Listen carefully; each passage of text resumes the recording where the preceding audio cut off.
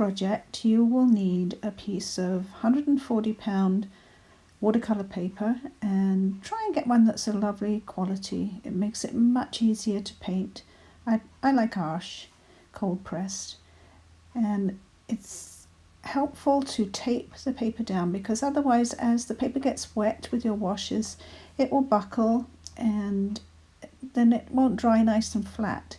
So I've measured off a 3/8 inch border with just 2 little check marks on my paper, and then I'm putting down some masking tape ready for the composition.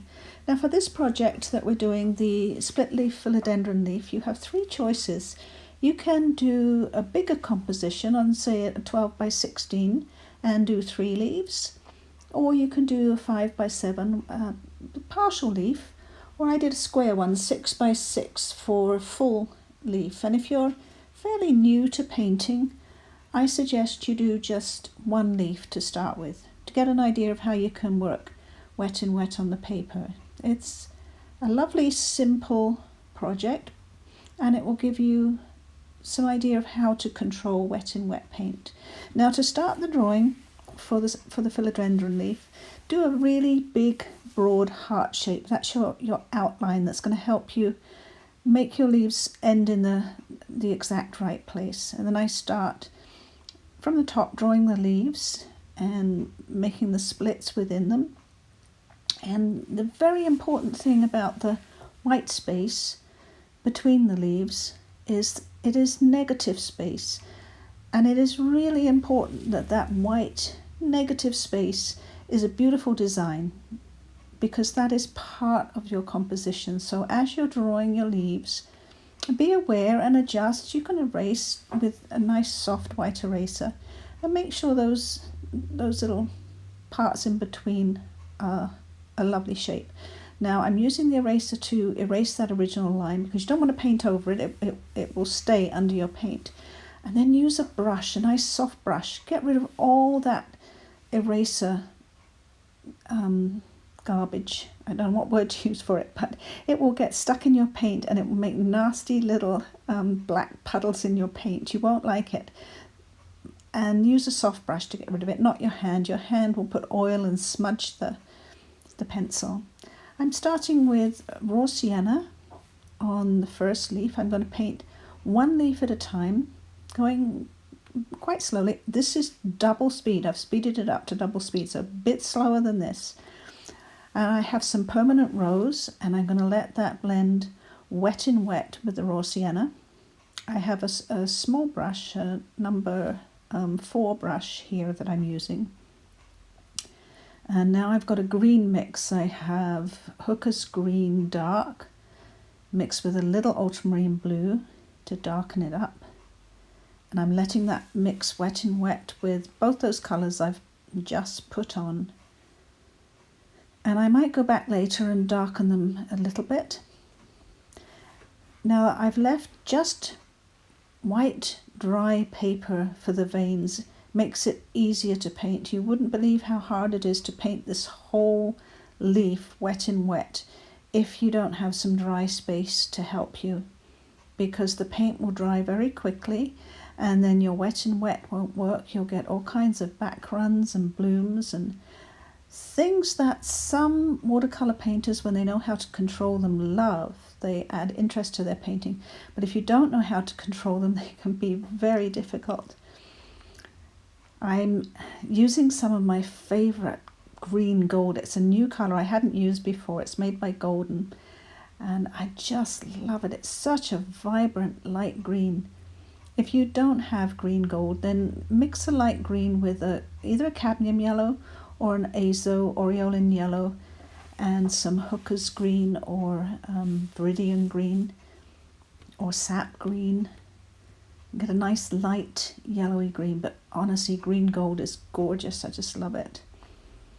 And I've also mixed up a very dark green. I used a Phthalo green blue shade mixed with some ultramarine blue and a tiny bit of permanent rose to darken it a bit further, and that made a beautiful dark green to get some intense colour. At the edge of that third leaf I just painted, I got a little drip of water and it's made a fuzzy edge. I'm going to fix that when I'm finished with some Doc Martens bleed proof white, and just not worry about it right now. If I try and fix it, it will get wetter and worse, and best leave it till it's nice and dry. My green mix here is very watery. What I just want to do is get the paper wet with some light green stain so that I can work my other wet and wet colours. And to make the dark green even more intense, I've added a little bit of Prussian Blue as well as the Ultramarine Blue. Sometimes I will just pick up a little bit of Ultramarine Blue on my brush and add it to the green, just to give it a blue, much more blue shade, cooler shade. And the lovely thing about wet and wet is as long as you can see that the paint's shiny and wet, you can go back and put in more shading, or even the permanent rose. You can put the permanent rose on top of the green and it will still blend in and make a very interesting look. And even if the Philodendron Leaf doesn't have these colours in it very often, this is artistic license. This is using the beautiful colours of paint to just make a beautiful painting, even if you don't very often see those colours in the leaves. That doesn't matter. We're making it just a tiny bit abstract. And that's partially because I want to work with complementary colours for this series of paintings. And of course the pink and the green, the rose pink and the green, are complementaries that set each other off beautifully. And if you want a dark green, it's always a very good idea to mix an alizarin crimson or a rose with your green to make it darker or browner. See, I'm just putting the rose on top of the green here, and it gives a sort of stained look. That's sort of when the leaf is starting to dry out, maybe die, and you can see some of the other shades that are in the leaves. Going to the very dark green mix now that has the Prussian Blue, the Phthalo green. And if you don't have Phthalo green, you can use Viridian green. It's not quite as intense as Phthalo green, but it's still one of those very cool greens. I don't use it on its own. I usually mix it with a blue and a yellow to make it more natural for leaves and greenery. If you want a beautiful, beautiful dark green, mixing Phthalo green or Viridian green with alizarin crimson gives you the most gorgeous, gorgeous dark green, a dark grey green. And all these colours, sometimes when you mix them on your palette, they look sort of grey or brown, but when you get them on your paper, they sort of glow. Now I've turned my piece of paper because I don't want to smudge it with my hand as I'm painting. And you're always free to do that. You don't have to have your painting up a certain way. Especially when you have your pencil lines all drawn in, you can turn your paper in any direction. I'm starting again at the top of the leaf with raw sienna and some Azo Yellow. I used to use cadmium yellow all the time, and then I bought M. Graham's Azo Yellow. It's made with honey, and I absolutely adore this colour. It's the most clear, transparent yellow, and now I've bought it. I can't go back to cadmium yellow. It's too beautiful.